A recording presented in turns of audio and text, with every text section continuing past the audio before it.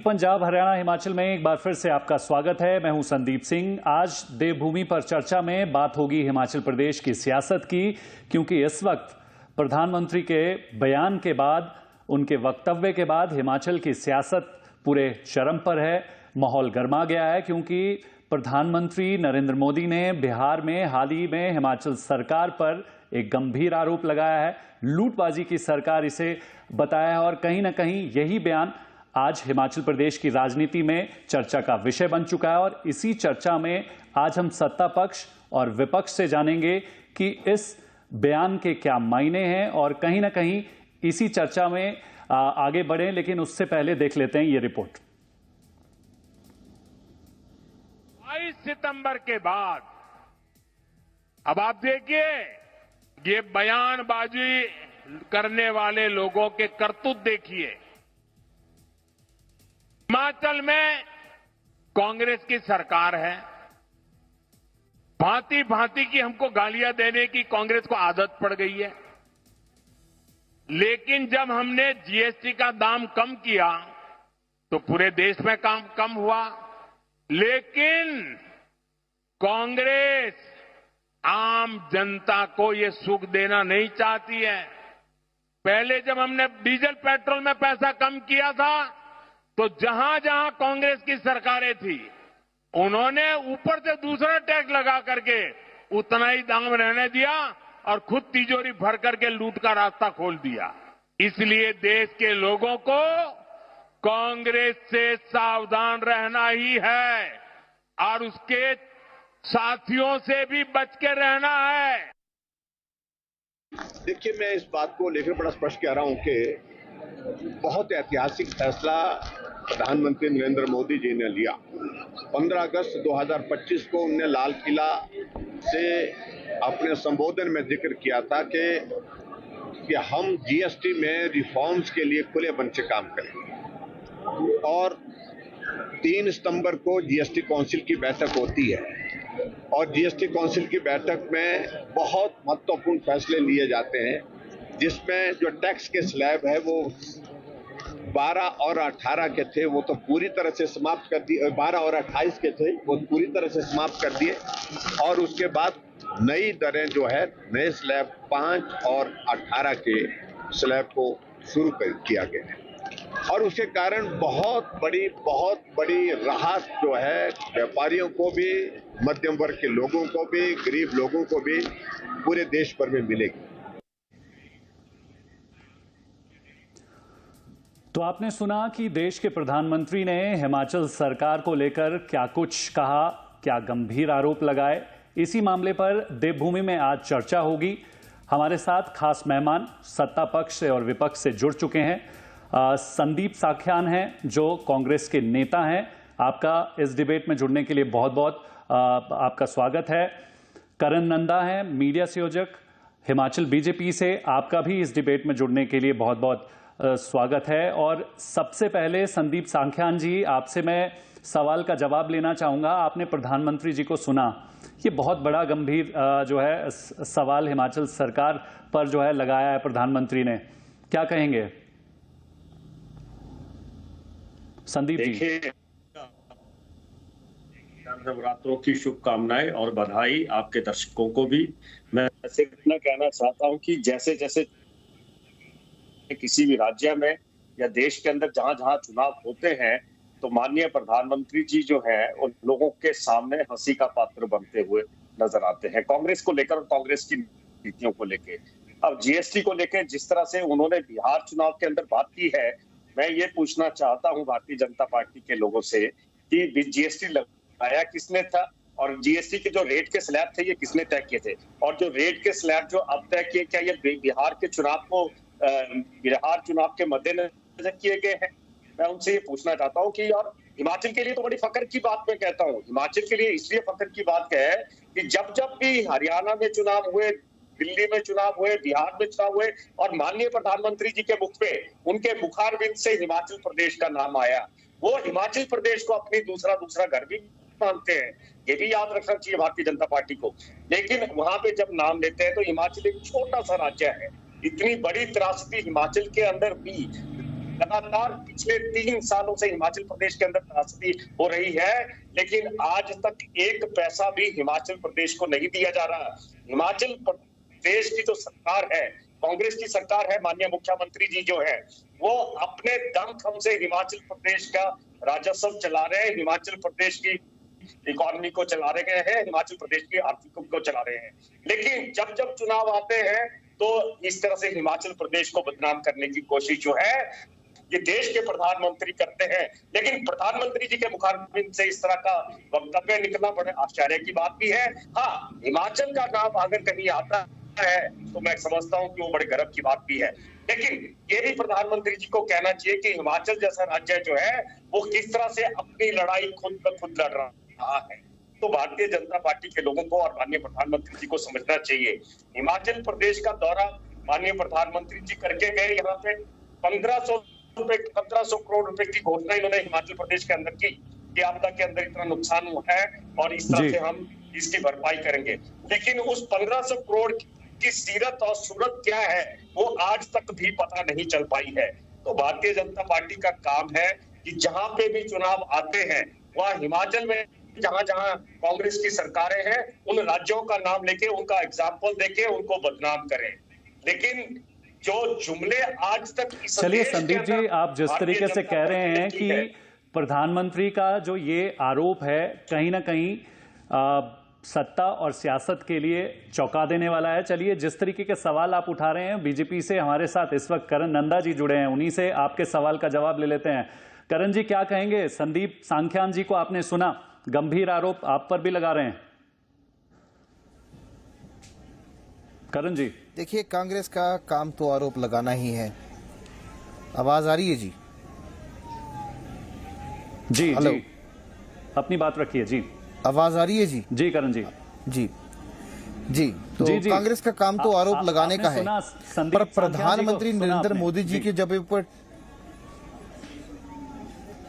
जी प्रधानमंत्री जी का नाम लेने में सभी जितने भी कांग्रेस के नेता है, चाहे वो राष्ट्र के हो चाहे वो प्रदेश के हो, उनको बड़ा अच्छा लगता है, क्योंकि जो व्यक्ति काम करता है उसके बारे में बोलना तो लाजमी है। पर सवाल तो ये उठते हैं कि क्या जीएसटी के बारे में ये उचित चीजें जानते हैं? सबसे पहले कांग्रेस पार्टी के नेता उठते हैं और ये कहते हैं हमारे को पैसा नहीं आया है। अरे पैसे की बात करते हैं, अगर केंद्र से आप ग्रांटर फंड्स देखेंगे तो ये करोड़ों में है। अभी मैं इसका आपको डिटेल दूंगा, पर बात कर लेते हैं सीमेंट की। एक सीमेंट ऐसी वस्तु है जो एक कंस्ट्रक्शन में, चाहे वो इंफ्रास्ट्रक्चर डेवलपमेंट में हो, चाहे वो आपके आवास योजना के घरों में हो, चाहे आप वो घर में या निर्माण कार्य में इस्तेमाल करते हो, तो उसकी कंट्रीब्यूशन जो है वो 15 से 20% जो है बिल्डिंग कॉस्ट की आती है। और अगर आप ओवरऑल कॉस्ट देखें तो 11% सीमेंट का उपयोग जो है वो किया जाता है जगह जगह। अब आप उसके ऊपर देखिए, प्रधानमंत्री नरेंद्र मोदी जी ने इस चीज को समझा, जाना, मार्बल, ग्रेनाइट और सीमेंट को सीधा कम किया। सीमेंट को जो है वो 28% से काट के 18% में लेके आए और मार्बल और ग्रेनाइट को जो है 12 से 5 में लेके आए, जिससे इफेक्टिव कॉस्ट में 15% का फर्क आया। अब आप देखिए, जो शिमला में और हिमाचल प्रदेश की ये बात कर रहे हैं, तो एक बैग जो है वो 30 रुपए से 40 रुपए के बीच में, लगभग 30, 35, 40 रुपए सस्ता हुआ। पर कांग्रेस सरकार ने क्या किया? कांग्रेस सरकार ने अपनी आमदनी को बढ़ाने के लिए आम जनता की जेब पे डाका डालने का काम फिर से किया। और मैं एक नोटिफिकेशन लेके आया हूं इनकी, जो मैं आपको दिखाना चाहूंगा, क्योंकि ये मुकर बहुत जल्दी जाते हैं कि हमने किया नहीं है, इसलिए मैं नोटिफिकेशन दिखा रहा हूं। और इसमें स्पष्ट रूप से लिखा है कि 50 क्विंटल के प्रति बैग के ऊपर जो है वो इनका एडिशनल गुड टैक्स जो है वो 16 रुपए कर दिया गया। यहां पे नोट करने वाली बात यह है कि जब भारतीय जनता पार्टी की सरकार हिमाचल प्रदेश में थी तो ये टैक्स केवल 7 रुपए 50 पैसे था, और जितनी बार हिमाचल प्रदेश में आपदा आई इसको बढ़ा दिया गया। पहले इसको 11 रुपए किया गया, फिर इसको 16 रुपए किया गया। अब इस चीज के ऊपर कांग्रेस के नेता क्या कहेंगे। बात रही जीएसटी कलेक्शन की, जीएसटी कलेक्शन में ये हमेशा कहते हैं कि अरे हिमाचल प्रदेश को तो बहुत भारी लॉस हो गया, रेवेन्यू में कटौती होगी, रेवेन्यू मिल नहीं रहा है।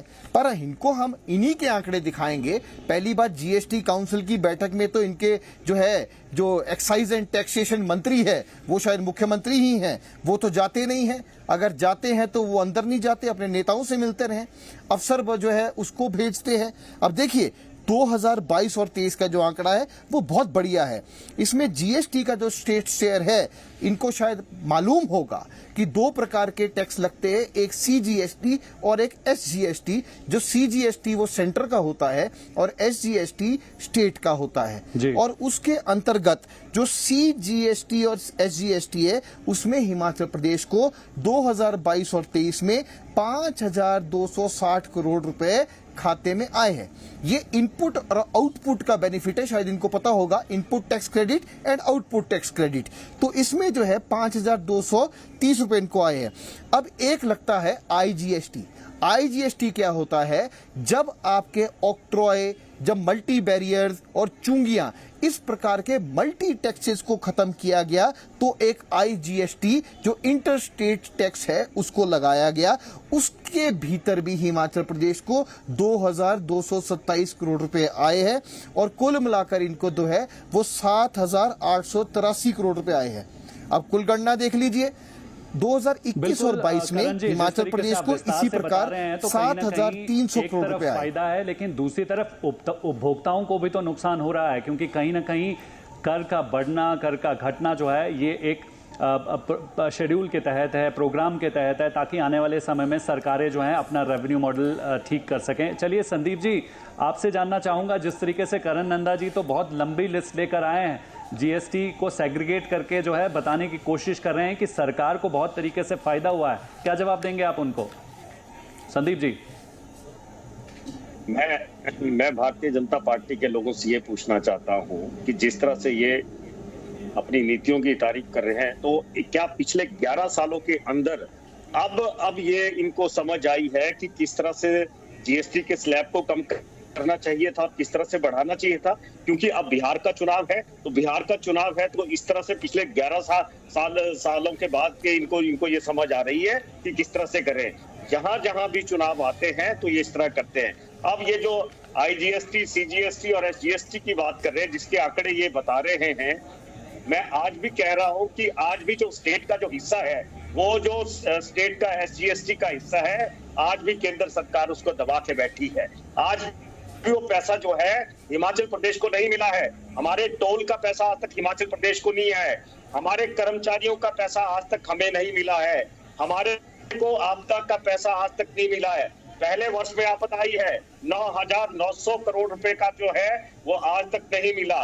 इसके पिछले वर्ष जो आपदा आई थी उसके अंदर 2,000 करोड़ रुपए का नुकसान इस प्रदेश के अंदर हुआ था, वो नहीं हुआ। आज भी संदीप जी, आपसे समझना चाहूंगा, आपने आपदा का जिक्र किया, क्योंकि हिमाचल प्रदेश में 2023 से लेकर 2025 तक लगातार 3 सालों में ऐसी आपदा की स्थिति बनी जिसमें हिमाचल प्रदेश को हजारों करोड़ का नुकसान हुआ, भारी जानमाल का नुकसान हुआ। इस वक्त भी 2025 में जो आपदा आई उससे धीरे धीरे हिमाचल प्रदेश जो है उबरने की कोशिश कर रहा है।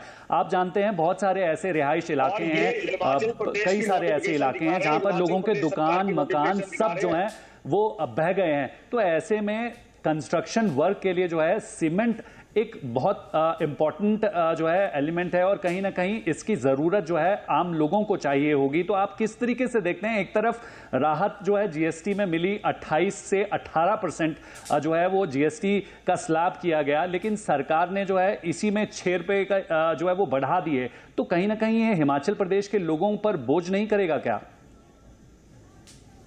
नहीं, इसमें कोई शक नहीं है। मैं इस बात को कहता हूं कि कहीं ना कहीं पे, लेकिन जहां पे ये लोगों का कंस्ट्रक्शन की बात कर रहे हैं, जहां पे इनकी सरकार सिर्फ 1.5 लाख रुपया आपदा के अंदर जो मकान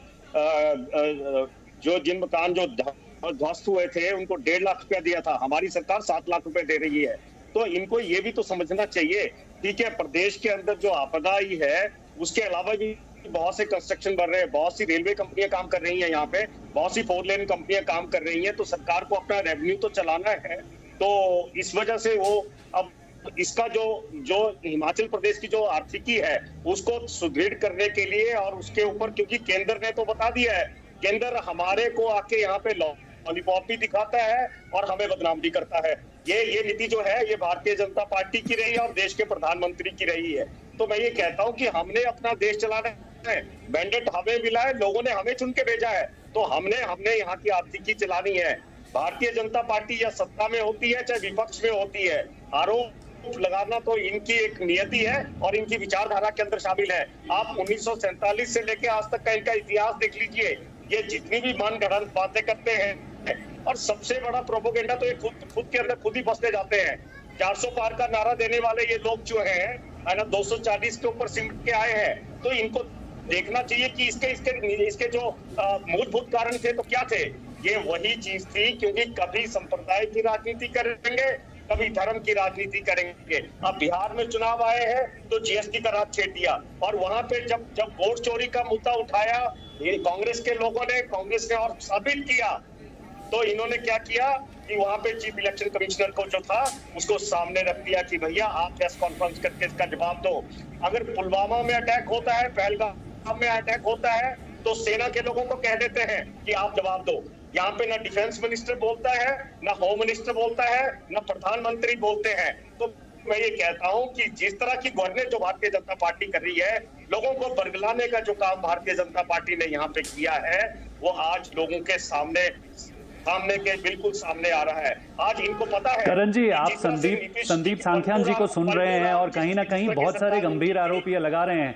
एक तरफ आपसे समझना चाहूंगा, क्योंकि आप हिमाचल प्रदेश से संबंध रखते हैं, जिस तरीके से संदीप सांख्यान जी कह रहे हैं कि सरकार को रेवेन्यू जनरेट करने के लिए इस तरीके के रिफॉर्मेशन की जरूरत है, कहीं ना कहीं हिमाचल प्रदेश की जो मौजूदा स्थिति है, सरकार की स्थिति है, 1 लाख करोड़ के पार जो है कर्ज का बोझ बढ़ चुका है। तो ऐसे में जो ये डिसीजन लिया है, ये कह रहे हैं कि सरकार ने ये वाइज डिसीजन लिया है, क्या कहेंगे करण जी? देखिए, अपने आप को तो हमेशा अच्छा ही बोलेंगे, पर ये वह सरकार है, जब से ये सत्ता में आई है तब से ऐसे ऐतिहासिक और व्यवस्था परिवर्तन जैसे जो नारे से ये सरकार बनी थी, उसमें किस प्रकार के टैक्सेस ये लेके आए। अब देखिए, हिमाचल प्रदेश में टॉयलेट टैक्स का ये प्रावधान लेके आए, उसके बाद इसमें यू टर्न लेना पड़ गया। एचआरटीसी में इन्होंने बढ़ोतरी कर दी, किराए के अंदर वृद्धि कर दी, तब भी अपने एम्प्लॉयज की है ना सैलरी निकाल पा रहे हैं, ना ये पेंशन दे पा रहे हैं। उसके उपरांत बिजली के बिल, अब बिजली के बिल में तो सीधा जो है 16 से 20% का उछाल आ गया है। फ्री बिजली देने वाले अब बिजली में महंगाई की दरें बढ़ा रहे हैं। बिजली बोर्ड में घोटाले निकलते हैं, बिजली बोर्ड में जो है 11-12 करोड़ का घोटाला निकलता है। उसके उपरांत स्टैंप ड्यूटी को ये 300% से ज्यादा बढ़ा देते हैं। रेवेन्यू रिकॉर्ड्स के जो तरतीब है उसमें इनके बढ़ोतरी करते हैं, और हिमाचल प्रदेश में अब 10 प्रकार के सेस चल रहे हैं। एक के बाद एक सेस ऐसे लग रहा है कि अब बिलों के अंदर उस सेस के कॉलम भी खत्म हो गए हैं। इनको याद होगा जब डीजल के अंदर जो है प्रधानमंत्री नरेंद्र मोदी जी ने राहत दी पूरे भारत में, इन्होंने 7.5 रुपए जो है डीजल में बढ़ोतरी कर दी, और उससे जो है डीजल ही नहीं बढ़ा, पर यहाँ की आर्थिकी में तो मुझे पता नहीं क्या फर्क आया है, पर जनता की आम जेब पर जो है वो बड़ा भारी दबाव आया है, क्योंकि ट्रांसपोर्टेशन कॉस्ट भी ऊपर गई। अगर इसी प्रकार से इन्होंने 10 प्रकार के सेस और 50 प्रकार के टैक्स लगाने हैं, तो जनता को आप राहत नहीं पहुंचा रहे हैं। आपके पास बहुत रिसोर्सेस है, आप उनको टैप कीजिए, आप बाहर जाते हैं। इनके उसमें मैं इनसे पूछना चाहूंगा, उद्योग तो प्लान कर रहे हैं, 50 ऐसी फैक्ट्रीज है जो बाहर जा चुकी है, और उसके अंदर जो अनएम्प्लॉयमेंट जनरेशन हुई है, जो उससे उद्योग से टैक्स आना था, उसके अंदर तो इनके पास कुछ आया नहीं है। पर बिजली के बिलों में उनको भी बढ़ोतरी कर रहे थे, जब वो कोर्ट गए तो उसमें थोड़ी उनको राहत मिली। हर चीज इस सरकार में कोर्ट पे पहुंच रही है और कुछ नहीं। और इन्होंने जवाब जो है वो सीमेंट के बारे में बिल्कुल नहीं दिया। कहीं ना कहीं जब हम कंट्रीब्यूशन ऑफ सीमेंट बता रहे हैं तो ये जीरो कंट्रीब्यूशन है, जिसमें कहीं ना कहीं हिमाचल प्रदेश को फाइनेंशियल सपोर्ट की जरूरत होगी। संदीप जी से अगले सवाल का जवाब लूं, लेकिन उससे पहले मैं अपने सहयोगी अंकुश डोभाल का रुख करना चाहूंगा। वो शिमला से हमारे साथ लाइव जुड़े हुए हैं। अंकुश, आप दोनों ही जो है हमारे खास मेहमानों को सुन रहे होंगे, और कहीं ना कहीं हिमाचल प्रदेश में अब ये सियासी मुद्दा जो है वो पूरे चरम पर है। जो ये बातें प्रधानमंत्री जी ने कही हैं, कहीं ना कहीं ये हिमाचल प्रदेश की राजनीति में उफान लेकर आई हैं।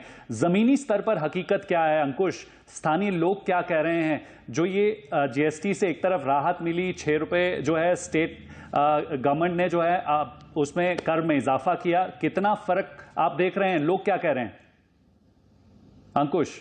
बिल्कुल, देखिए संदीप, अगर देश के प्रधानमंत्री कुछ बात कहें तो उसका असर सीधे तौर पर राज्य की राजनीति पर पड़ना बनता है। और जिस तरह से राज्य सरकार की उसे टैक्स बढ़ाया गया है, उसे लेकर खूब चर्चाएं पूरे प्रदेश भर में हो रही हैं। और जिस तरह भारतीय जनता पार्टी प्रचार कर रही है और खुद प्रधानमंत्री इस बात का जिक्र कर रहे हैं, तो जाहिर सी बात है कि सियासत में उबाल और इसका जो मुद्दे का उछाल है वो हमें जाहिर तौर पर नजर आ रहा है। बिहार से पहले हरियाणा विधानसभा चुनाव में भी हिमाचल प्रदेश के नाम का खूब इस्तेमाल हुआ था और अब भारतीय जनता पार्टी एक बार फिर हिमाचल प्रदेश का नाम इस्तेमाल कर रही है। केवल 3 ही राज्य ऐसे हैं संदीप जहां पर कांग्रेस पार्टी की सरकार है, हिमाचल प्रदेश में भी उनमें शामिल है। तो भारतीय जनता पार्टी कांग्रेस की जो कमियां हैं उसे जरूर जो है वो लोगों तक ले जाना चाह रही है। जिस तरह से जिक्र कांग्रेस की ओर से किया जा रहा है कि हिमाचल प्रदेश में आर्थिक संसाधन कम है, राज्य के जो अपनी कमाई के साधन है वो भी बहुत नाम मात्र के हैं और सरकार बिल्कुल अंकुश, कहीं ना कहीं इस वक्त जो है सियासत पूरे चरम पर है। संदीप जी, आपसे जानना चाहूंगा, जिस तरीके से नंदा जी कह रहे हैं कि प्रदेश से जो फैक्ट्रियां हैं वो बाहर जाना चाहती हैं, पर सच्चाई जो है वो कहीं ना कहीं हिमाचल प्रदेश में सबके सामने है कि इस वक्त हिमाचल प्रदेश को रिसोर्सेज चाहिए, बहुत सारा जो है रेवेन्यू स्ट्रक्चर चाहिए जो आने वाला भविष्य हिमाचल प्रदेश का बदल सके। क्या कहेंगे संदीप जी? हिमाचल प्रदेश के जो सरकार है और माननीय मुख्यमंत्री हैं, वो हिमाचल प्रदेश की जो सरकार है, कांग्रेस की सरकार, उनका एक एजेंडा है कि हिमाचल प्रदेश को आत्मनिर्भर बनाना है।